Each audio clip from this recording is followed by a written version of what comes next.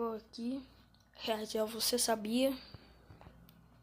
Da usina de Chernobyl. Sobre o maior acidente nuclear da história, que acabou transformando uma região cheia de vida em uma cidade fantasma. E enquanto toneladas de radiação estavam sendo espalhadas pelo ar, as autoridades soviéticas tentavam esconder o acidente. Como isso tudo aconteceu? Será que Chernobyl ainda é radioativa ou existe alguma esperança de vida? No vídeo de hoje, galera, vocês irão conhecer Chernobyl, a cidade fantasma radioativa. Qual foi a causa real do acidente? A culpa foi de quem? E quais foram os danos que esse acidente causou ao mundo? Hoje a gente vai falar sobre isso e um pouco mais. Mas antes, galera, se você ainda não é inscrito aqui no Você Sabia, clique nesse botãozinho vermelho, é de graça e você...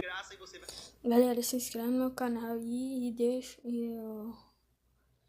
ativa o botãozinho do sininho, tá? Vai ajudar a gente. E como de costume, vai deixando logo o seu joinha. Yeah! Principalmente se você aí gosta de vídeos sobre Chernobyl. E agora então, bora pro vídeo, puxa a vinheta.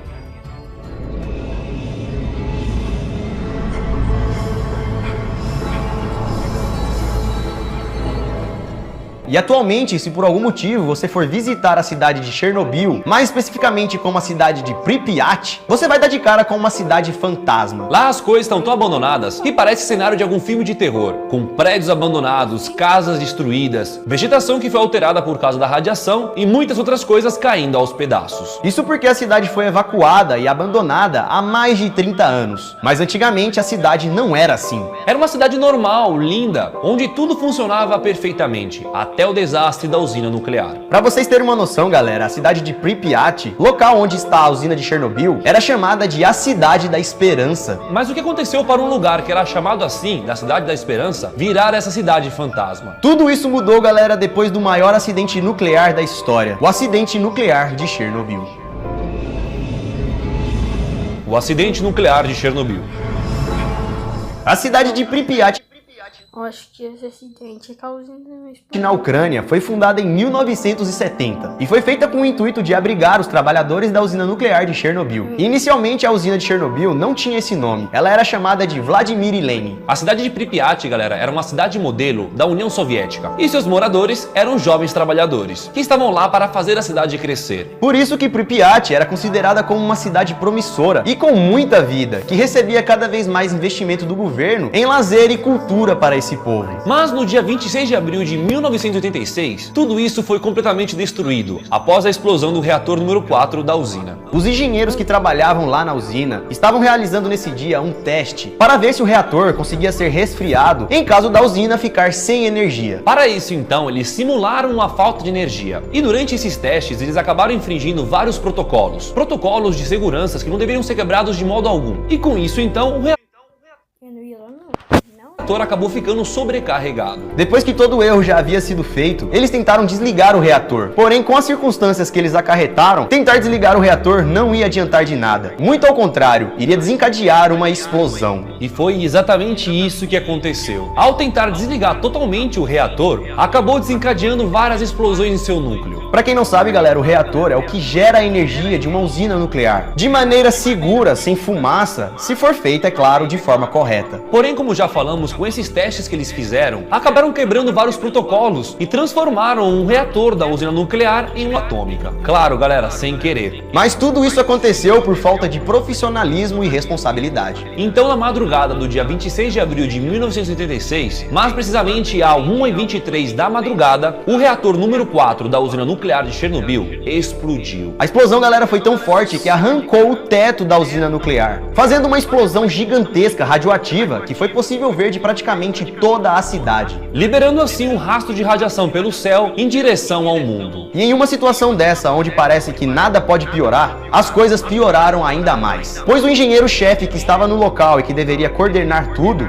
era tão arrogante que não acreditou que o núcleo havia explodido, pois segundo ele, isso seria algo praticamente impossível de acontecer, mas estava acontecendo. Já tinha acontecido, pessoal. E como ele não estava acreditando naquilo, ele mandou alguns operários irem ver de perto o que aconteceu. E os operários engenheiros que foram obrigados a ir lá ver o que aconteceu foram expostos a doses altíssimas de radiação. Porque, galera, o reator tinha acabado de explodir. A radiação estava toda solta aí, pelo ar e também por toda a usina. principalmente no reator 4, que foi onde explodiu. Com isso então, rapidamente, esses operários voltaram até a sala, com a pele um pouco avermelhada, começaram a vomitar e faleceram em seguida. A explosão jogou vários detritos de grafite no ar, sem contar também que gerou um enorme incêndio radioativo, que tinha que ser contido. Então, rapidamente, foram chamados bombeiros para poder apagar aquele fogo. Mas até então, os bombeiros foram lá sem saber do que realmente havia acontecido. Eles acharam que simplesmente a usina estava pegando fogo. E até então, galera, ninguém sabia ao certo o que tinha acontecido. Só sabiam que tinha explodido alguma coisa, um barulhão, fogo... Vamos lá apagar esse fogo. É. Nem os bombeiros e nem ninguém sabia que aquele era o maior desastre nuclear da história, que estava apenas começando. É por isso então que nenhum bombeiro foi com traje especial contra a radiação. Eles, na verdade, foram chamados para apagar um fogo apenas. Já que ninguém tinha informado o que realmente havia acontecido ali dentro. Pois, como já falamos, o teste estava sendo feito de forma ilegal e escondida. Com isso, muitos bombeiros sofreram as consequências da radiação. Inclusive, alguns acabaram até tocando no grafite que estava exposto, né, e que foi arremessado para fora da usina, e queimaram a mão na hora. Como havia acontecido uma explosão na usina, eles pegaram um aparelho para medir a radiação no local. Só que o aparelho que eles usaram era limitado, não era um aparelho profissional. E quando eles foram medir, o aparelho mostrou sua marcação máxima, e eles falaram que aquela radiação não era tão alta. Porém, galera, o aparelho mostrou o máximo que ele podia. O número real era muito maior do que isso, centenas de vezes maior. Porém, eles nem se deram o trabalho de pegar um aparelho mais profissional para realmente saber qual era a radiação que estava ali presente. E então, com esse número baixo, o comitê que era criado para cuidar dessa situação não acreditava que era um acidente grave e também não acreditava que o núcleo havia explodido. Eles achavam que a situação estava tudo sob controle e que, como eles mediram lá com aquele aparelhinho um pouco mais fraco, eles chegaram na conclusão de que o acidente não foi lá essas coisas, que quase não tinha vazado radiação nenhuma e que também, obviamente, não precisava evacuar a cidade por causa disso. Mas galera, era tudo o contrário. Para vocês verem como uma irresponsabilidade e também falta de profissionalismo pode acabar acarretando em problemas para o mundo inteiro. Sem contar também que a União Soviética estava tentando manter tudo isso em segredo, já que era uma catástrofe global e eles nem sabiam realmente o tamanho do perigo. Mas a radiação naquele momento já estava tanto que a Suécia, galera, já havia detectado níveis elevados de radiação em seu território. Inclusive, eles até fizeram um comunicado de que os alunos não deveriam ir para as escolas naquele período. Já lá em Pripyat, você olhava pela janela, Tudo funcionou normal. as crianças correndo na rua.